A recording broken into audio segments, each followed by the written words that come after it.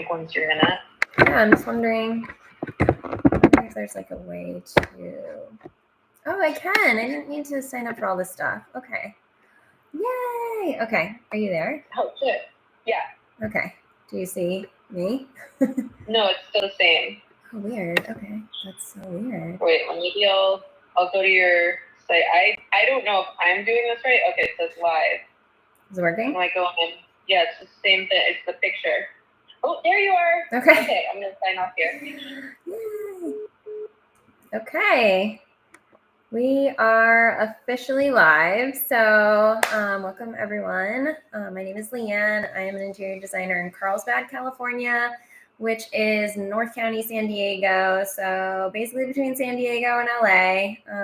And so, yeah, I'm super excited to be doing this series every single week. So every week we're going to take one of your rooms and go over like what it looks like right now, what all the problems are, and I will tell you how I would fix it and put together a layout for you so you know just what to do. So we're all here today to learn a little bit more about design, a new design style, probably to most of you, which is very exciting. And yeah, so this is my first time, so bear with me, but I am gonna go ahead and see if I can share my screen. Let's see if this works. Yes. Okay. In the meantime, should everyone bring their favorite drink? This is non-alcoholic, by the way. I was actually just drinking orange juice, so I figured I would step it up a little. Hey, good to see you. All right, so let's see if this works. Yes, I believe it will. All right, you guys. So this is very exciting. So to start off, here we go. Hold on a second. Can you guys see my screen? Okay, so to start off, let me just go back and make sure you guys can see. Just right, can you see it now? It's black. You can see my screen now? There we go. Okay, that looks good. Yeah? Okay. So hopefully this works. So I'll give you guys a quick background on like who these people are. It's a small family in Southern California. There's 4 people who live there typically. A lot of times they'll have somebody's parents there, so they can probably be entertaining up to 6 people at a time, and then depending on who else they have over. So we're working with essentially a blank space. So, you know, kind of a good challenge is you like a blank slate. So one of the things that I always love to do when I'm working with clients is I ask them, you know, do you have a space that is complete? It looks exactly how you want it to look. You're happy with it. And it's a point in which we can build off of, which is always helpful. And so they did finish their kitchen, and I, you know, absolutely love this style. It's super edgy. Basically, the inspiration is what they call Japandi. So it's a mixture of Japanese and Scandinavian design. So it's not one that I've personally worked with myself, but I always love taking on new design styles to work with. So she did send me over photos of the kitchen so you can see here. So this is kind of what we're working off of, and the room that we're going to be designing for actually is adjacent to this room. So again, it's super important to know what is, you know, around, just so that you make everything look cohesive. Again, you can see super clean lines, nice modern look, natural, neutral color palette. And so here's the room. So it's definitely a blank slate. I love the beams on the ceiling, and we can do pretty much whatever we want with it. And so what we wanted to do is take a look at, number one, what is happening in the room. So that apparently is a dining area because it comes right off of that kitchen that we just went over. And then also they would ideally like to keep the ping pong table in there because the idea is to have like a grown-up sort of rec and entertaining space. So The challenge right now is that the husband's working from home occasionally. He's using a ping pong table as a desk, so not ideal. They don't have a dining table at all, another challenge. And then they, like I said, want to make it a more adult area and more like inviting because it is right off of the entry space. So you can see what we're working with here. As you can see, it's just kind of a mishmash of pieces. Looks like maybe a piece of a sofa, some counter stools, and the ping pong table. So there we go.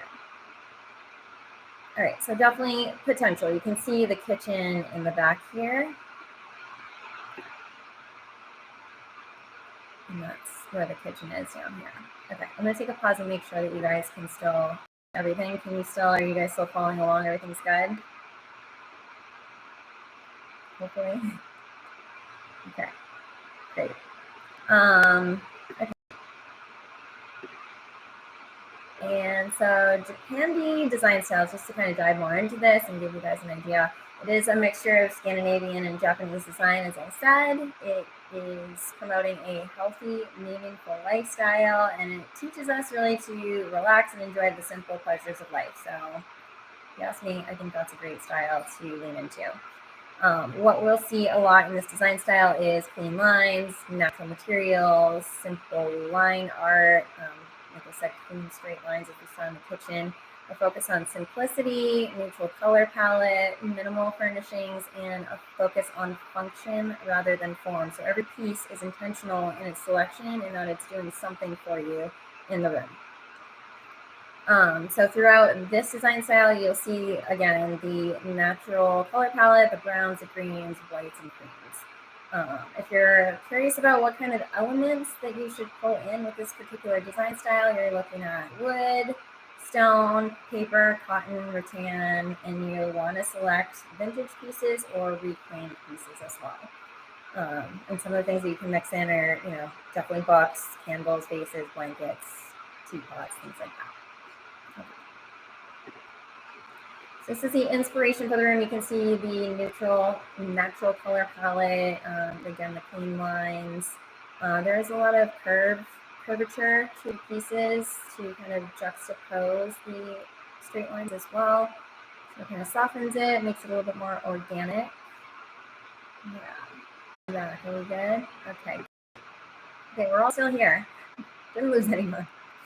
All right, so this is the layout that I came up with. So again, for the dining and entertaining area, with this particular design style, you're going to want to keep it minimal. So that's really what I did at this point. You can always add more, but just to give you an idea of where we even land in this room. So this is off of the main entryway of the home. So you're coming in here. And before this was all empty. So we had that. This is all empty. Remember where the ping pong table was over here with the desk area or whatever, and then this is where their kitchen is. So that's happening here. So the reason why I decided to move the ping pong table here is because it doesn't make sense off of the kitchen at all, right? So I bumped that out. I did play around with rotating this 90 degrees. However, I just felt with these stools and whatnot, there just wasn't enough space to actually play the game, which is obviously not going to work. And then also there's an additional piece here that she was hoping to include, so I'll go over with that with you. So here, there's plenty of room to move around. We have the existing counter stools here, and this piece is basically a coffee bar, which can also pull out into a table. I think that they can probably go back and forth with maybe just doing maybe a furniture piece here or something, maybe for storage or whatnot, because there really isn't a need any longer to have the table pull out since they already have a table here. I also wanted to bring in a bench here, which is a simpler look than maybe like a sofa type piece. I thought it was just made me think of Japanese style. Very neutral window treatment, so looking at panels or just very light and airy window treatments there. They do have drop-down pendants here, so I threw those in, and then I do some sort of really fun art application here on the wall. Moving over to this section, the dining area. This is a 60-inch table that supposedly can fit up to 8 people. I think 6 is probably more comfortable, but if you needed to expand, you could. And so then paired it with a 9-foot rug, just so that you want to make sure that all of your chairs, when they pull out, can actually stay on the rug and they're not tipping people over, ideally. And then we also kept the walkway here space enough for people to do both activities at the same time if there's a lot of people there. And then over here, I pulled in a storage piece, which is always important in a dining area. I don't care how many cabinets you have in your kitchen, there's always other things that spill over for entertaining and whatnot. It's just nice and convenient to have a surface here to work off of. And I pulled in a lamp and then also some pottery here, just some natural elements. And then I would do a really large, like a reclaimed pot looking thing to put this tree in with, again, like a lighter green, not as potent of a green, if you will. And then tossing a light fixture up on the ceiling. They do have recessed lighting there, if you can see, but I did want to add a particular like art piece just above the dining table, because it does tend to ground the space just as a rug does. It kind of, keeps your focus there. And then I would do another art piece here. I chose to keep this just blank because, again, we're looking at a minimal type design style.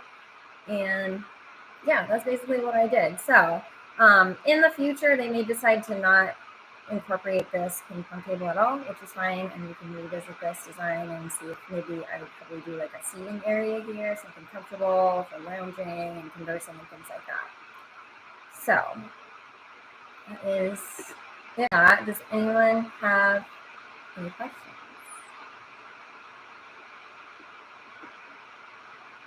Yeah, I hope it would be a fun place to hang out, right? I feel like, yeah, it meets all their needs.